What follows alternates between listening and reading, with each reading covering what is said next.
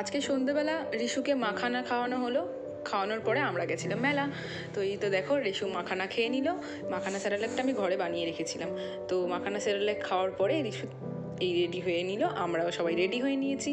তো তারপরে আমরা যাচ্ছি হচ্ছে মেলা, বাড়ির সামনে মেলা হচ্ছে। তো লেক গার্ডেন্সের কাছাকাছি একটা মেলা হচ্ছে, সেখানে আমরা ঠিক করেছিলাম আজকে সন্ধ্যেবেলা যাবো। তো যেতে যেতে একটু লেটই হয়ে গেছিলো আজকে, কারণ রিশু আমরা সবাই একটু ঘুমিয়েও পড়েছিলাম।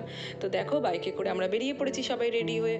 তো রেডি হয়ে এখানে যখন যাচ্ছি, ও তো সে সব লাইট দেখে এত আনন্দ, কিন্তু মুখে কোনো কথা বলছে না। হঠাৎ দেখি চুপ হয়ে গেছে, কিন্তু আনন্দ পাচ্ছে, সব দেখছে, কিন্তু কোনো কথাই বলছিল না।